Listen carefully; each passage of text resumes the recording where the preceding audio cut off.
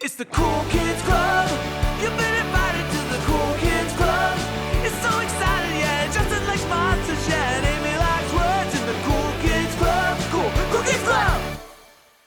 Hey, everybody, and welcome back to the Cool Kids Club podcast. This is episode number 126, but more importantly, the premiere of season 6. Oh my God, can you even believe Season it? 6. Not that really means anything. I mean... No, this is the one where we're going to have the flash sideways. Right, yeah, well... And I feel like 6 seasons in, you know, we're going to, That's when we're the probably quality gonna have starts to to really drop. We're going to have to introduce, like, a new sibling, that yes. we've never mentioned before. And they're going to be super unpopular. Yeah, like, mom's going to have a baby. It's like a late in life baby. That's supernaturally late in life. Yeah. I'm just thinking, you know, like growing pains. Like there's going to be like a little, or like the cousin. Like when Brady Bunch brought in the cousin. The cousin, yeah. That no one liked. Do. That's what we're going to be doing. So welcome to that. We are America's favorite siblings. Right now there's just 2 of us. But who knows what the year will hold. Oh, man. It's going to be great. I'm Justin. I'm Amy. And we are back at it. Back at it 6. Like a crack addict. Season 6. Rude. We're kicking it off by once again going back to our roots. I feel like. I think Nickelodeon is our roots. Yeah, if anything, it really is. If anything. And we always... we like to start the year, the season with like a television block, like a programming block of some kind. I don't know why, but we do tend to do that way. And so we've done it. What are some of the ones we've done? We did TGIF one year for our first episode. We did Snick. The Snick was our second episode.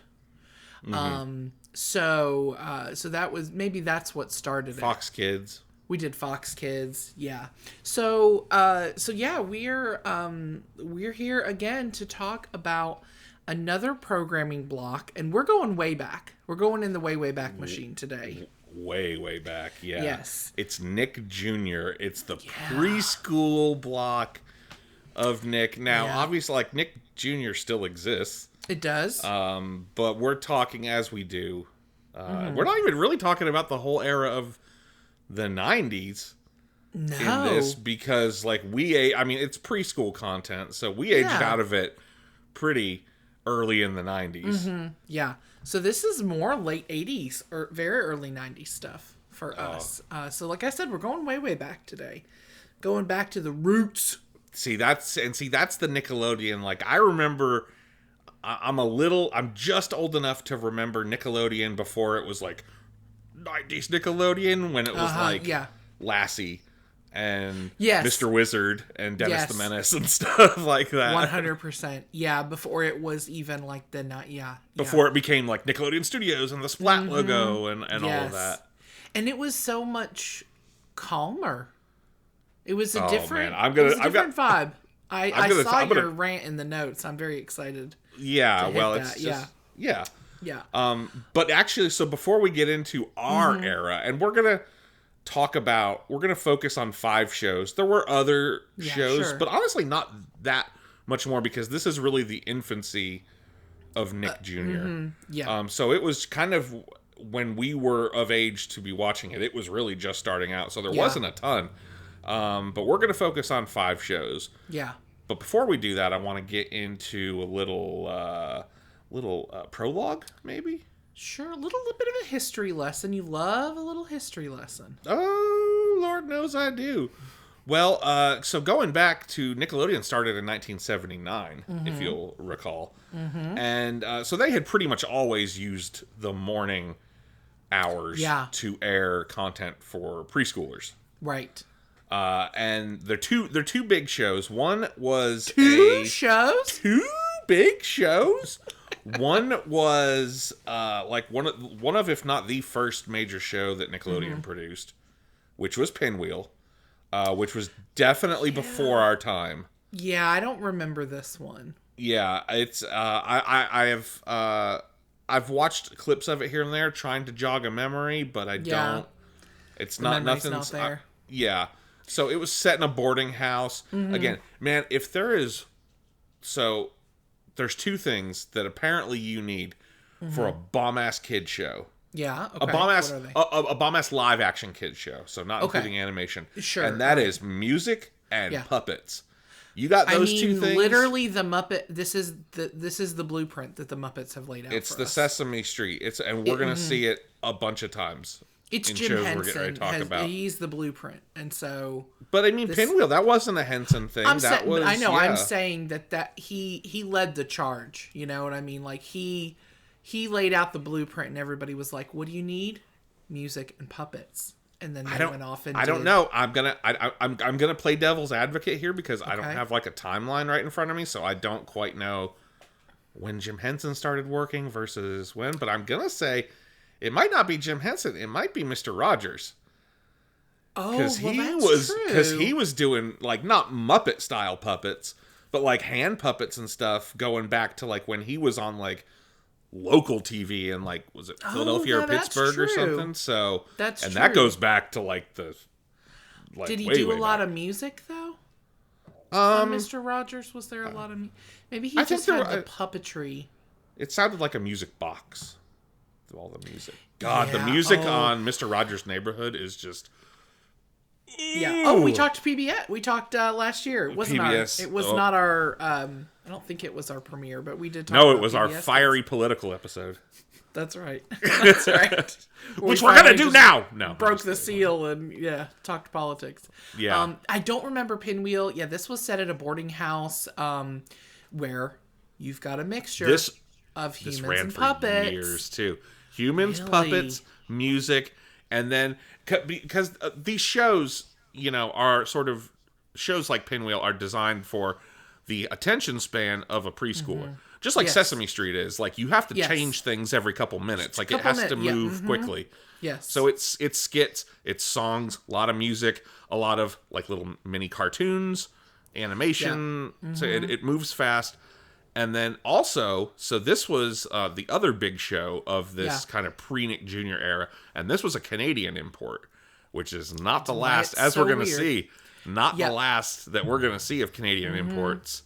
Nickelodeon was and the Canadian imports. Oh, big time. Yeah. Do you recall watching today's special? I have a little bit more memory of today's special, but it's very fuzzy. Like this one, I must have been very, very young when today's special was on. So I remember Mom talking about today's special. So for years, our mom would be like, "Y'all remember that show, Today's Special? Do today's," and she remembered it. And you have a vague memory. I don't really. I have a memory of her singing the song and saying, "Don't you guys remember that?" But I don't really. But I mean, I'm 2 years younger. And I feel like you would remember it too, because the premise is that the lady goes into the department store at night and brings a mannequin to life when a mouse says the magic words, "Hocus Pocus, Alamo." See, I feel like that would have horrified me. So I feel like I would have remembered. Yeah, I mean, on paper it sounds kind of horrifying, but it was whimsical. Oh, okay. Yeah, I mean, and a lot of the filming was apparently in like real department stores. So if you want to get a look at like, you think they're just sneaking into like Macy's at night? No, they were like these like department stores in like Ontario, I think, in Toronto. Yeah. And yeah, so if I want to watch just to get a look inside those 80s department stores. Yeah, are these all up to watch somewhere on the YouTube or something? There are definitely some of them. I don't know that they're all readily available. I'm sure they're not. But there's definitely some stuff on YouTube. A lot, again, because I went to watch clips and tried to refresh my memory a little. Today's special is a fleeting memory. Yeah. I certainly watched it, but I must have been very, very young. Yeah, very young. But around the time that America's Favorite Sister was born, I was going to say, this is 1987. Yeah, it was a good year. Nick started kind of rolling out several new shows, not imports. Some of it was, but most of it was. Yeah, but it was new to their programming, I guess. They weren't. Sure, definitely. Yeah, it was new to their programming. and started using Nick Jr. as branding. So like you said, like they always did those programming blocks in the morning for preschoolers, but they weren't calling it Nick Jr. In 87, they start calling it Nick Jr. So it's actually January 4th, 1988. 8 is when they start, yes. Is the exact day that they start doing it. And it also coincides with the Nickelodeon premiere of a couple of these shows. Yes. So it was some of these shows are sort of the initial Nick Jr. programming block. A lot of imports. Most of this stuff in this era came from other countries, which I thought was super interesting. And not just Canada either. I was going to say, there was some Canada, but there's definitely a lot of Canada. It's not always Canada. And let me tell you what, Canada can make a TV show, man. Are You Afraid of the Dark? I was going to say, I watch a lot of Are You Afraid of the Dark. Schitt's Creek? That's a Canadian production. They know how to make a show up there. They do. They do.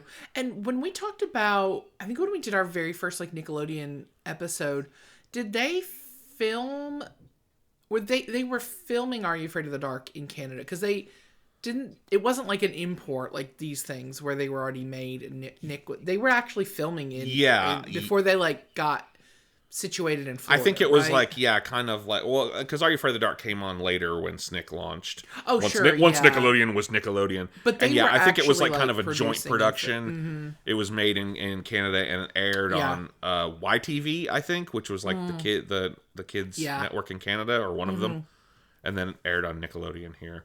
Okay. Actually, I had one of our Canadian listeners reach out when I posted about this episode we were doing, and they said, I am just now learning that The Elephant Show and Fred Penner aired in America. I thought they're so Canadian. They are very... And it never occurred to me as a kid, but like, they are very Canadian. Because I didn't know what it meant to be very Canadian. Now I do. Yeah. I could tell when we watched the Red Green Show. I was like, this is Canadian. I was like, this isn't American. I don't know what it is. This is not America, but it's America adjacent. This is all parentheses complimentary. My gosh. This is not derogatory. It's great. No, not in the slightest. I love Canada. Me too. Please take us. Please take us. Please take us. We love your country. Cool. Amy, I want to start us off with this was a crucial show for me. Yes. In the curation of the vibes that this show was able to the show is about the vibes, cultivate, and that's the world of David the Gnome, which is a Spanish animated series. You know what? Again, this was from news Spain. To me. I don't recall that being AKA dubbed. David el Gnomo. El Gnomo, yes. Which I assume you have to say in the telenovela voice. Telenovela. Yeah, I assume. So this was an animated I'm just going to end series. up pissing off our neighbors to the north and south. Yeah, really. You better watch it. Yeah, I'm sorry, We can't guys. stay in this country forever. We're going to need to go somewhere. Not much longer. Well, of course, we weren't watching. We weren't watching. No, we were watching the dub. We were watching David the Gnome, the English dub, which is based off of a children's book series. Yes. Secret Book of Gnomes. Yes. I don't remember. I mean, of course, I was so little. It's not like I knew what dubbing was, but I didn't realize that we were watching a Spanish show. No, I didn't. In English, I didn't know that until well into adulthood. America's Dad, Tom Bosley. Oh, I know, Mr. Cunningham. Mr. Cunningham is the voice of David the Gnome. Did I realize that as a kid? No, I don't think so. I don't think I'd seen Happy Days at this point. No, Happy Days can't. Well, because Nick at Night. Because Nick at Night. And it that was another Nick at programming Night yet, block. on the different programming block on the same network. The other day, this is a very little sidebar about Nick at Night, but I was in a hotel the other night and I was going through the channel guide, and of course Nick at Night was on. And do you know what was playing? Oh God, it's gonna make me feel so fucking old. Is it like oh my God, I don't know. Community. Big Bang Theory. No. Oh. I literally was like, "Oh my God, just move that. Past just it. Move God, it's just gonna crumble into dust. Into dust." Anyways, moving on. So, here's the narrator for this. Christopher fucking Plummer was the narrator. They got Chrissy P. They got C Plums. They got C Plums to narrate this motherfucker. And look, okay, so there's a really here's the thing with these shows, and some of the other ones that we'll see that were made in other countries. These weren't made to sell toys like a lot of the 80s cartoons in America. Yes. Like, these shows had lore.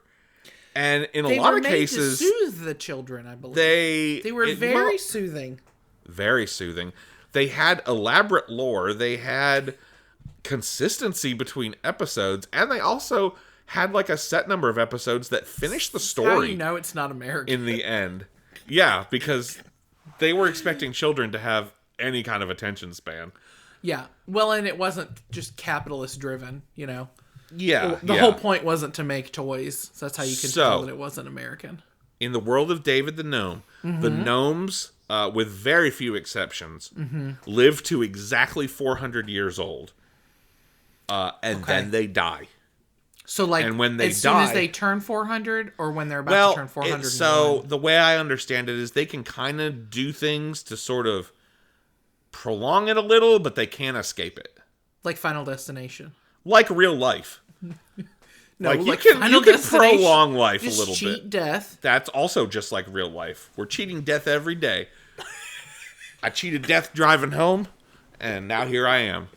But I can't escape it. It's going to get me one day. Give me this one thing that David and the Gnome is Final Destination. Give me this one thing. Okay, that's the one thing. That's the one thing I get. Well, so yeah, what happens at do they drop dead at 400? What happens? They transform into trees. So you get love that. Okay. A big, beautiful, gnarly, large trees. And so that's what they're very. They live in the forest, and they're very protective of the forest because it's literally their fucking ancestors. Family. Yeah. Like, the forest and the environment are their ancestors, so they're very protective of it. When we meet the main characters, the titular David. Yeah. And his wife, Lisa, who live in the little hole in the tree. Wait, so they're living inside one of their ancestors? Yeah, remember they live in, a hole under the tree. Who is it, you think? Like his grandpa? Which ancestor do you think they're living inside of? Well, it's under the tree. It's not inside the hollowed out corpse of his dad or something. It's in the abdominal cavity of his grandfather. Inside the desiccated husk of my ancestor.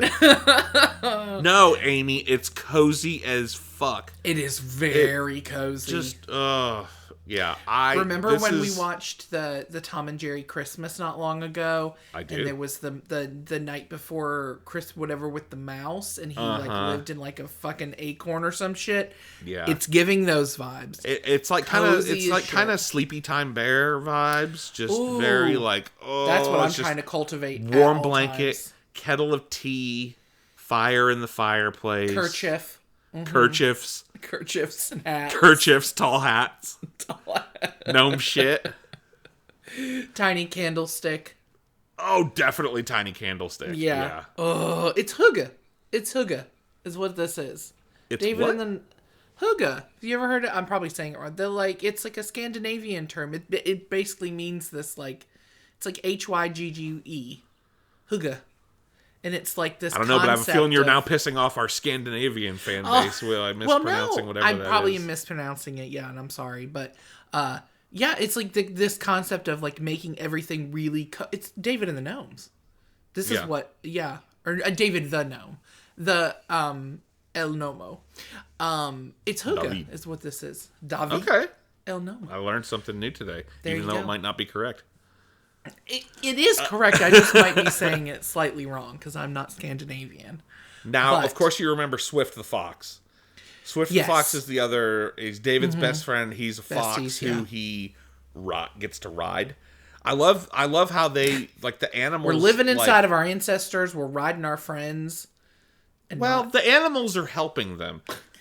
I remember you see he rides the bird. When you have to go, when he has to go long distances, and then sometimes he would be in a basket around the bird's neck or something. Oh God! But Swift was rescuers. Swift was his bestie. Swift was a fox. Mm-hmm. It was his fox, and they went on all kinds of adventures together, fighting trolls and evil wizards and whatnot. Now, this only ran for 26 episodes. That's got to be a lie, Justin. Nope. It's not. It did air on Nick Jr. through 95.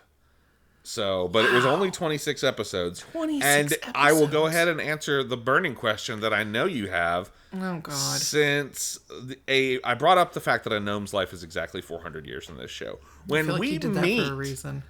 Well, when we meet David, Linda. And Lisa. Lisa, not Linda. Yeah.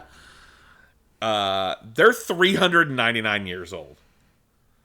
In like 300 days. They're on the cusp of death when we meet them. Literally one foot in the grave and the other on the banana peel. And I will answer the question that I know you have, Amy. They die. At the end of the 26 episodes, yes, they do die. They turn into trees.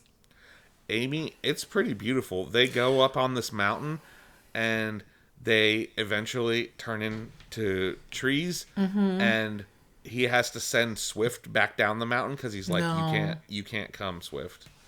Like, Harry and the Hendersons him. Yeah, he doesn't get mean to him, but okay. He does tell him, you got to go back. You got to go back, Swift, and we got to go back. They transform into trees. They perish. And Swift then makes his way back down into the forest, where he meets another gnome riding a female fox, and meets them. And him and the girl fox are kind of flirty, and then implying that he's going to be with this. Like Swift is going on his own new adventure now. We should have a spinoff about Swift. See, this isn't how like. Yeah, we should have a spinoff about Swift. That's a good point. Can you believe that this is a children's show and in the end the protagonists die? Yeah. After 26 episodes. They did that in Dinosaurs. They all died at the end. But then that was traumatic. Mm-hmm. That was traumatic. It was. It was like they wanted you to forget for the whole show like what happened to the dinosaurs until the end. And then they were like, that's the pendulum swinging over that entire show is like, what happened to all the dinosaurs? Really, but you don't think they're going to go there. I didn't think they were going to go there. Yeah. It's just they lived happily ever after. Amy, I know you're a singer at heart. And that's why I bring so many good tunes to the show. Yes. Yeah. For that reason, I need you to lead the discussion of this next show that we're getting ready to talk about, because it's about a band. A children's musical group. Mm-hmm. And we'll leave it there. We don't have puppets, but we do have music in this one. And this is The Elephant Show, or Sharon, Lois, and Bram's Elephant Show. You do have a guy in an elephant costume. That's true. So it's not a puppet. It's not a puppet, but it's puppet adjacent. Puppet adjacent. Yeah. Now, what I remember most about this show, what everyone remembers most, I'm sure, is the theme song. Well, and here's the funny thing. You're about to say the theme song is Skinamarink, isn't it? No, it's not. No. That's the song they sing at the end of the show.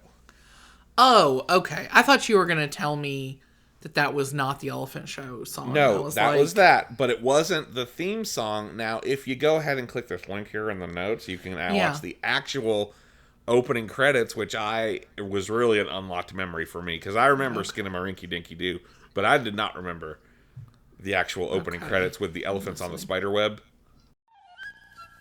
One elephant went out to play upon a spider's web one day. He had such enormous fun that he called for another elephant to come. I was revisiting some clips as I do, and Sharon can get it. She was fine. Fine. Yeah, those women were not even 30. Bram, probably 35. Now, by today's standards, they look to be in their 50s. But I guarantee you they were, They were not. Much younger. Well, I don't super remember that opening, if I'm being honest. No. But this also premiered on Nick Jr. On that first day Same of Nick day. Jr. branding, January 4th, 1988. And I wasn't even 1 year old. You weren't even a year old. Early for me. Mm-hmm. So when I think of the Elephant Show, I think of the Skinamarink song, which is very different than the horror movie Skinamarink. It's very different. Yeah, don't go into that movie expecting whimsical children's music. No, it's not going to happen. Now this would be okay. So this is Sharon, who apparently can get it. Lois and Bram. Yep. And they have a band, and the Mammoth usually Band. The what? The Mammoth Band. Oh, that's right. That's right. And so the elephant. And the elephant. Who and Eric Nagler. But he's like, but he's like a tuba. When he speaks, it's like a tuba. Yes, which is it's the sound of a tuba. I imagine an elephant would sound. Yeah. Yeah. That's pretty close. That's good. Thank you. The musical stylings. So they would usually be like going around to like a school or a zoo or something like that. I feel like it was Sharon, Lois, and Bram. Yeah. The elephant, whose name is just Elephant. Elephant, yeah. Eric Nagler, who was like their sidekick guy. Yeah. Who was like, he was a children's entertainer too, I think. He did a lot of other stuff. Okay. And then I feel like they were always surrounded by a group of children. Well, sure. And they were going to, there's always concert segments. There's always at least one concert segment, because that was kind of the whole thing, is they were children's musicians. Like, they did live show. This was a show of, they would do live concerts, long after the these three people really were children's entertainers who went and did. Oh yeah, this was their creation. Yes, this was their creation, and it lasted way longer than the actual show. Oh, okay. So they're probably all dead now, I assume. One of the three. Lois is no longer with us. Oh, well, that's pretty good odds, though. Yeah. 2/3. I don't know. I don't know about the elephant. The elephant? Well, they live pretty long, don't they? He's probably still alive. I don't know if he's returned where he was born yet to die. He returned to Ottawa. Oh no! He made the long trek back to Canada. Yeah. Yeah. No, they were always segments. There was concert segments. I feel like they were always surrounded by a group of babbling children. Of course. And they would go like visit schools and museums and zoos. And they had like guest stars and stuff. Yeah, like there would be musicians, there would be and they were always Canadian. Like I was looking at it, I was looking at a list of the guests, and it was like, I don't know hardly any of these people, and I started looking them up, and it was like, oh, I'll bet if I was Canadian, this would be a real who's who. Like Olympic athletes and just Canadian guests. Gotcha. Just good, clean fun. Canadian. Good, clean fun. Now, we mentioned Skinamarink, the song, which is, like, I feel like the thing everyone remembers. Yes. Now, Amy. What? You gonna... What, do you want a rendition? You gonna grace us with your vocal stylings? Me. Well, really all I can remember is Skinamarink-a-dink-a-dink, Skinamarink-a-doo, I love you. And they had these little, like, they would do little, like, hand gestures and stuff. And that was a good start. Let's hear the real thing. Skinamarink-a-dinky-dink, Skinamarink-a-doo, I love you.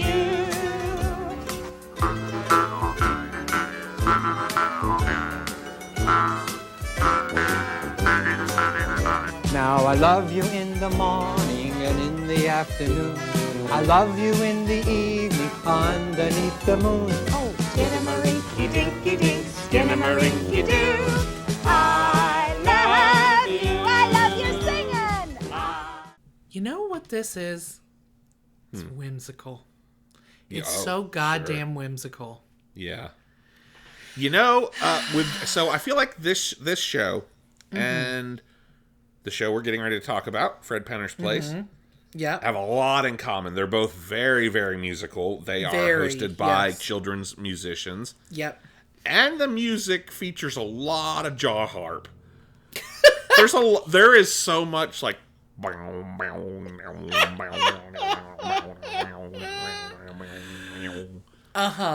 Fred Penner, play the Fred Penner theme.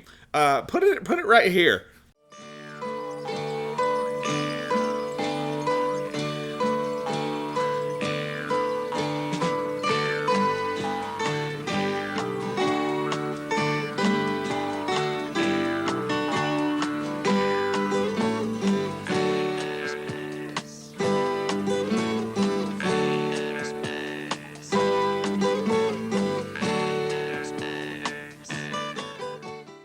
Now, if you noticed, he's doing like some kind of Peter Frampton thing on his jaw harp where he's like, Fred Penner, please.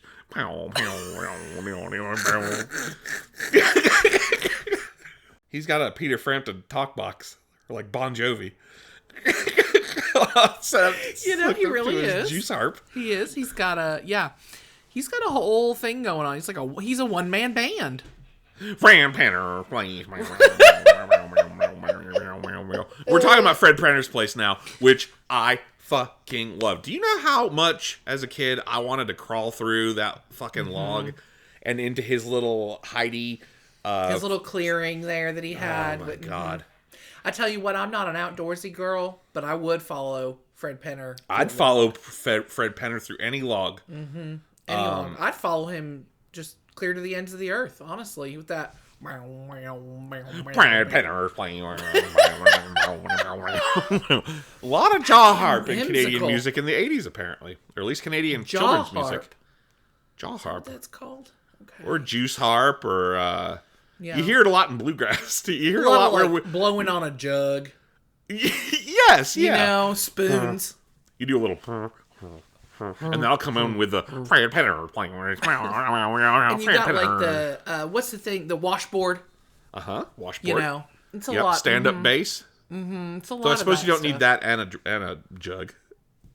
The jug has to have X's on it. Well, obviously, because it might be poison. Yeah, talk to us about Fred Penner's Place, Justin. Fred, what did this do for you? We only got a small glimpse in retrospect into the window of Fred Penner's Place. Fred Penner's Place was an institution. Apparently. Right? It started in 1985, airing on the CBC in Canada. Yeah. And aired on Nick Jr. from 1989 until 1993, but went until 97. What? In Canada.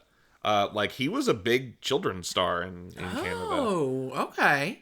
Now, the thing I remember the most is that opening, not just for the song, but also him walking along the coast, like on the beach, and up through the forest, and seeing the animals in the trees and the birds flying overhead. Yeah. And then eventually he makes his way to the big log.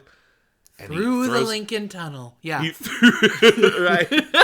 He's like Alice going through the looking glass. He throws his backpack in there and he crawls in. And then he comes out and he introduces the show. And the show begins in his little, it's like a little utopia area in the woods. Mm-hmm. And now this had puppets. No, obviously it had music. A lot of puppets. But also puppets. Again, Wordbird. I remember Wordbird. You remember that one? Mm-hmm. Mm-hmm. He would give you the word of the day. Fred Penner kind of looks like Jim Henson. Yeah, very much. You could tell he was like a hippie. I mean, not only because he's like walking around with an acoustic guitar in the woods with a backpack. And a juice harp. And a jug. And a juice harp. But yeah, no, very much. Oh yeah, very old hippie vibes. Yeah. Justin, how many episodes did this have? 900 episodes, Amy. 900 fucking episodes. So it's actually it gets sad and then it gets sweet. So he was like kind of an institution. This show was in Canada, and in 1997, that some network change or whatever, basically it got like abruptly canceled out of nowhere, and it was just like done. And I read an interview with him where he talks about like, he was like, for years after that, he was just like, I felt lost. Like When you do something know what for to that do. long, Like, that was his whole life. Yeah. For like well over a decade. And then he kind of had a revitalization when all the kids who watched him grew up. Yep. And started introducing their kids to it, and started I think he started performing again, and he's still around. I think he's still doing his thing. I was just gonna say, please tell me Fred Penner is still alive. I believe Fred Penner is still around. Yeah. So, now, do you want to take this opportunity to have your old man rant? You just want to? Just as I'm watching this stuff, it occurred to me just how calm it is, and the Elephant Show to a degree also. Yes. But it's very musical and a little more sing-songy. David the Gnome, definitely. Everything is just calm. It's so and that's how I remember chill. Preschool, kindergarten being. Like, our teachers were very, like, I don't know. I just, like, that's what I remember about that time.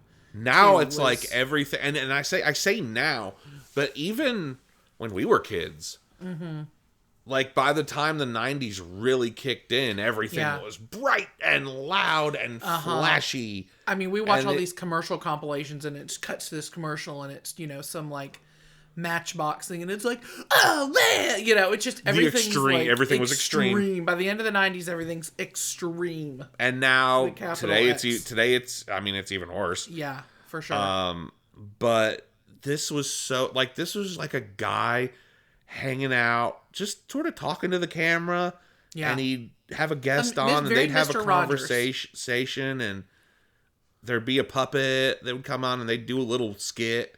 And he'd play a song on his acoustic guitar, and it wasn't bright and loud, and it didn't really move fast. It just was. Yeah. And like, Mr. Rogers is like an inner city Fred Penner. Yes. Yeah. Fred Penner is like, he's like Walden, he's out there like living off the land. Yeah. He's the outdoorsy version of I love Mr. that. Rogers. That's a pretty good comparison there. Yeah, I thought so. Yeah, I even with Sesame Street, I mean, again, I've not watched it in years, but even though, they realize, okay, we have preschool students, they don't have a long attention span, so they're going to get bored after a couple of minutes. So even though you were changing things, like Sesame Street was like, okay, you'd have a skit for a minute and a half, and then you'd have this little interlude, and then you'd have... But it wasn't, like, in your face. And that's the thing, a lot of this stuff is, like, you might have been changing speed a lot, but it wasn't... But that was just because you're trying to get a 4-year-old to watch it. Not, like... Well, and this... Yeah. And a show like Fred Penner's, I mean, it moves fast in the sense of, like, we're not doing one thing for more than 2 or 3 minutes. That's what I'm saying, is you're not doing the same thing for very long, but it's all very chill. Yeah. Oh, yeah. Yeah. Now, this next one, I have seen stuff about it as an adult. I don't really have a memory of this show. Do you? You don't remember the fucking Noozles? No. Not really. I swear to God. Do you remember the Noozles? Of course I remember the Noozles. Okay, the koalas. Now, I mean, I've seen them. Yeah, I've heard tale, but I don't remember them.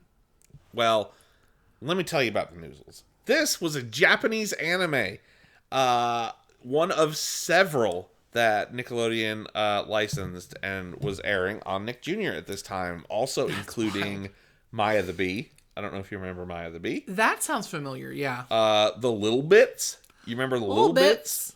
No. I'm afraid I don't remember a lot from my childhood, which I know that we have a whole podcast about. Well, you were very young at this time. That's true. You also had Adventures of the Little Koala. That's right, Amy. 2 Japanese koala shows? 2 Japanese koala shows? That's right. Wow. There were not 1, but 2 animated Japanese koala cartoons. Because apparently in the mid-'80s, Koala Mania was running wild in Japan. We had Hulkamania. They had Koala. They had Koala Mania. Now Very this similar. ran again. This aired in 1984 in Japan. Okay, so yeah, okay. But didn't air on Nick Jr. until 88 and would run until 93. But again, only 26 episodes. 26 episodes. Again with a lore, like a fairly complicated lore.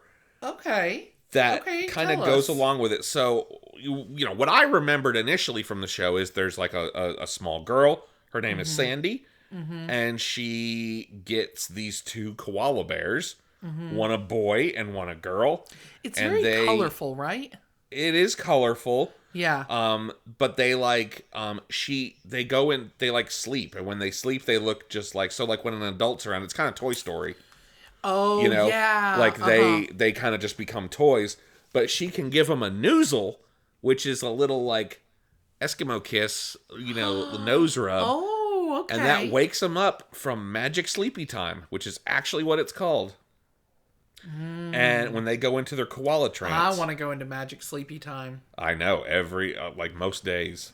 Now, she didn't just come across these. She receives the one koala, the boy, whose name is Blinky, from a package from her long-lost grandfather, who disappeared 30-something years before. This sounds like a Japanese anime. She's then joined. They're then joined by his sister Pinky, because they Pinky and Blinky, because they are from an interdimensional realm. Yep, of course. Called Koala Walla Land. Now, there is, again, a complicated lore of Sandy's father and Sandy eventually figuring out what happened to their grandfather who disappeared. Did he get transported? And well, yeah, they eventually do go to Koala Walla Land. The koalas, Blinky, he can do, I think they both can, do like a fucking Doctor Strange, create a portal just out of thin air and go through the portal into Koala Walla Land. Wow. And when they're not doing that, they hang out outside in the eucalyptus tree, which is outside her bedroom window. As a koala be doing. And that's how they just hang out, and they're her little friends, and they go on adventures. They travel space and time. They figure out what happened to her grandfather. That's what I always do with my friends too, just traveling through space and time. Yeah, just little adventures. Eating eucalyptus leaves. Having magic. And it's no coincidence that the eucalyptus tree was outside her room. It's all connected to her grandfather and her father. So it's This has a lot of lore for 26 episodes. Exactly, and a children's show. Like I kind of went down a Noozle rabbit hole doing some research on this. And I was like, I went down to the news. You went. You did a little Doctor Strange portal. And you went right into Koala Walla Land. I stepped right into it, into Koala Walla Land. Wow. I remember for years. I remembered this show and could not think of the name of it, and Thank God for the internet. I know. I was like, it's the fucking show with the koalas, and there's the boy koala, and he wears like the blue outfit, and the girl koala wears the pink one, and they hang out and at the tree outside her bedroom window, and people would look at me like I was crazy, and I would yell at them. Well, I'm glad you got to get this out of your system and talk about Noozles. Yeah, well, I did enjoy Noozles. I do enjoy, apparently, Japanese koala anime from the 80s. Well, it sounds great. I just don't really remember that one. I tell you what I do remember.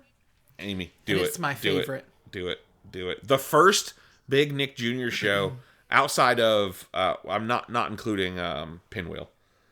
The first big Nick Jr. show that Nickelodeon produced themselves. Like, this wasn't an import.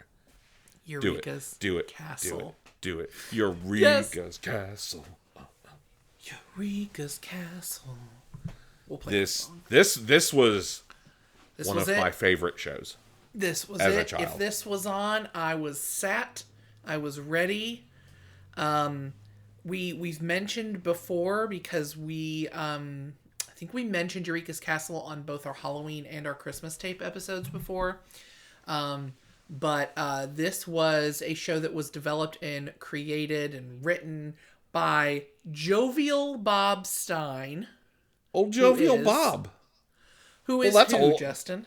Well, that's old R.L. Stein of Goosebumps fame. R.L. motherfucking Stein. That That's man right. really molded our whole childhood, didn't he? And I didn't know that at the time. And I did not know it when Goosebumps came out. No. I had no idea. Like, No. I didn't learn that until well into adulthood that he was responsible for Eureka's Castle. So Eureka's Castle started in August of 1989. And like Justin said, this was, Nickelodeon was producing this. You've got puppets and music, obviously. But this is like, Oh, yeah. They live in this wind-up castle music box. That belongs to a big friendly giant. Yes. And you've got your three main characters. Of course, you have your titular Eureeka. And she's like a sorcerer in training. Yes. And so she is always, trying to do her little tricks and spells, and she's always getting real involved in everybody else's shit. She's always screwing them up, but she's learning. She's in training. She's in training. She's just little. Yeah. And she's got Magellan to hang out with, who is this big sweet oaf. Like, he's very like childlike. He's a child. Yeah. He's a big child. He's a big dragon. And he's just really sweet, and he does like big old sneezes. And he has a tail with a mind of its own. The tail just does what it wants. The tail does what it wants. Yes. Now, what about Cooey? Yeah, well, he's got his pets. His Cooey. Yep. Cooey. And the slurms, which are like the little like worm thingies. Oh, yeah. Magellan is just... He's darling. He's kind of... They have like... Him and Eureka have kind of a mother-son, kind of an older sister, younger brother dynamic. Like, she's sort of the mother hen of Eureka's castle. It's her castle, I guess. It is her castle. I mean, it's her castle. But then you also have Batley, who he's not who was a my villain by favorite. any means, but he's a bit egotistical. He's a bit clumsy. He's an angry nerd. Would he be an incel now? Yes. Oh no. Hanging He's out. mad that Eureka would never sleep with him, and so he became an incel. Yeah, well, back then he's hanging out in the Belfry with his bug collection, remember? I mean, the modern version of that's just sitting at the computer in your mom's basement. Yeah. Arguing on the internet. Absolutely. Eating pizza rolls. Yeah. He was very cute, though. He was very cute. I loved Batley. Batley was my favorite. He's the sassiest one. He got a little toot. Yeah, because, I mean, you've got to have kind of a foil for Magellan, because Magellan is so, like... He's an idiot. He's... He is very hurt. Yeah. But really sweet and like, he means well. He's just... Yeah. Kind of and Batley's a little more world-weary. He's seen some shit. He's just more aware of how things are. He's got spectacles. He's wearing little glasses. Well, right. Well, he's nearsighted, I believe. Which is hysterical, because don't bats have great vision? Isn't that like the whole thing? Well, bats see with sonar. They can't see at all. Oh, right. Blind is a bat. It's the opposite. Yes. Okay, it's the opposite. Right. Oh. So why he does have a even pet wearing spider, glasses? Webster. He does have a pet spider. Yeah. Well, see, he's clumsy. You mentioned that, and he's always crashing into things. And he would always say, like, "I meant to do that." Remember, he would always just like fly into frame and crash. Can never admit when he's wrong because he can't see anything. What? The glasses don't appear to be helping. It's like our mother. She gets cataract surgery and she still can't see. She's still gonna wear readers. Like, what's the excuse now? I don't know. Yeah. You had Bog and Quagmire. Remember, like the Moat Twins. The Moat Twins. They would just swim around in the poopy moat water and eat. And I remember them always trying to steal Magellan's peanut butter sandwiches. They were always after the peanut butter sandwiches. This was before you couldn't bring peanut butter sandwiches into schools, so this was very... Everyone was really about them PB&Js. I love when you see all the different places in the castle, like you'd see underneath with them, because they'd always be like hanging out in the basement, and you'd have the singing fish. I remember the stone fish that would like sway side to side like a Billy Big Mouth bass. We played it a minute ago, but this theme song is so goddamn magical and whimsical. I love it so much. The whole, You're just talking about the whole thing. One of my all-time favorite kids shows.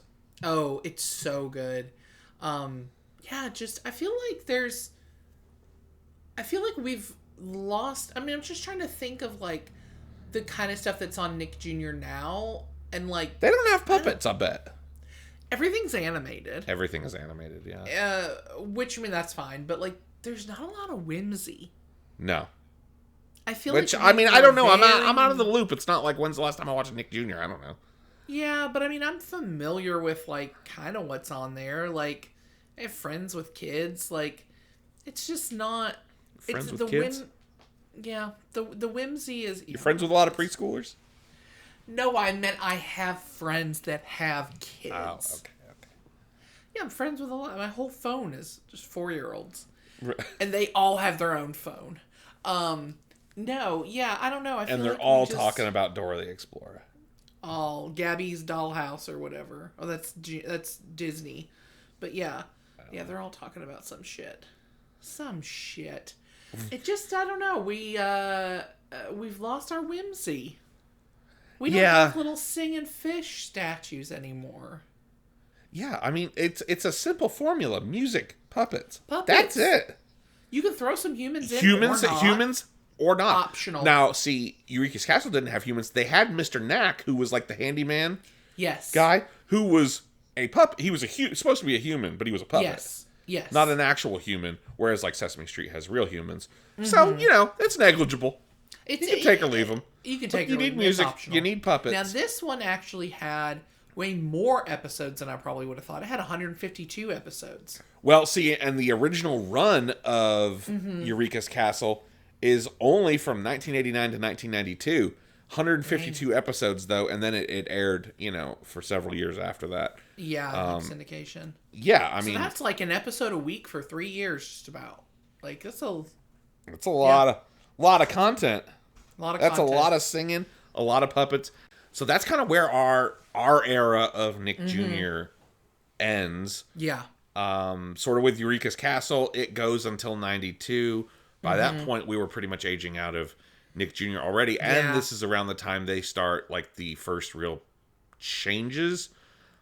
Is this when they get face? Almost. Okay.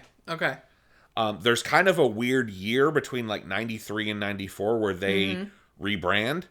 Okay. And they're getting beat up in the ratings by like all this other children's educational programming, mostly like PBS Kids and TLC.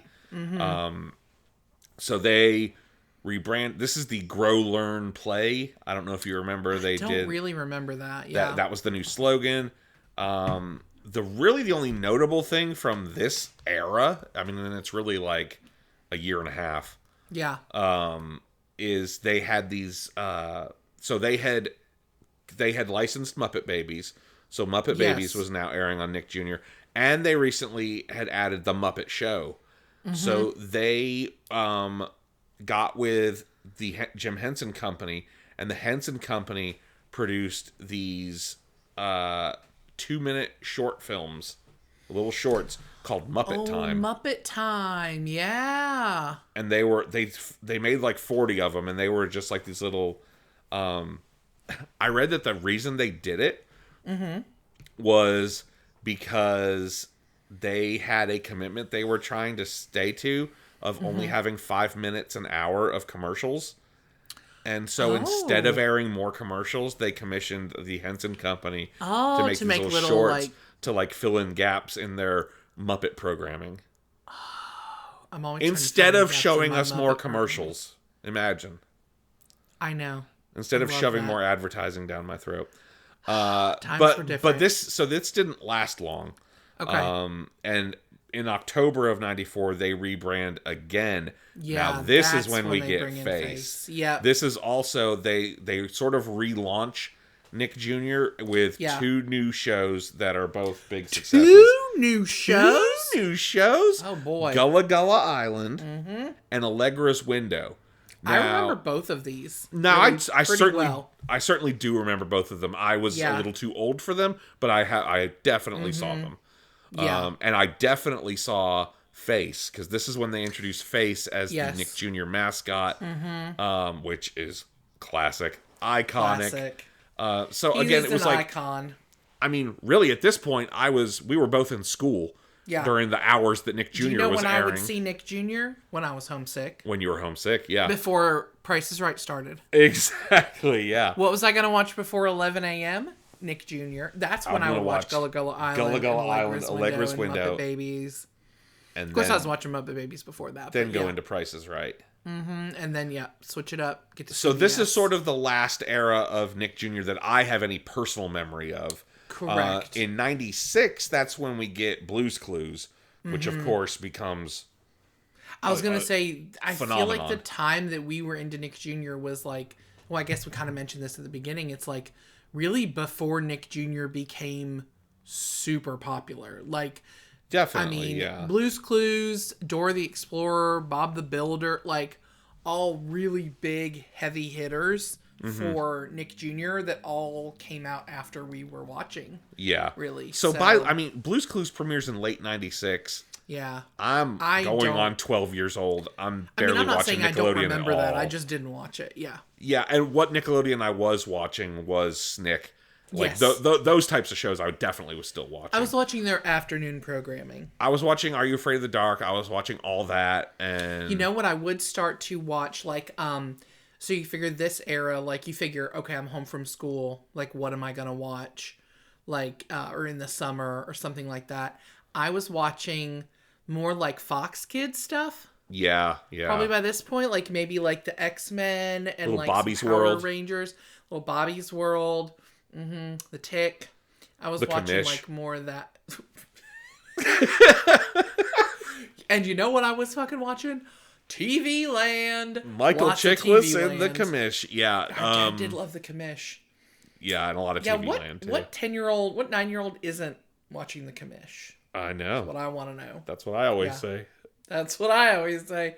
Yeah, but Nick Jr., that just has a really special place in my heart. That, you know, we did watch Sesame Street. But I would say, like, the Nick Jr. shows were on more in our house than Sesame Street was. Nickelodeon, throughout the general. entirety from the late 80s through the 90s, was the primary children's programming in our house. In our house, yes. Every, like, up until the late 90s, like, every iteration of Nickelodeon had an impact on me, whether it was the main stuff, whether it was Nicktoons or the game shows or Nick Jr. or Snick or Nick at Night. Yeah. Like, I loved it all. Yeah. I mean, that was absolutely our channel. That was ours.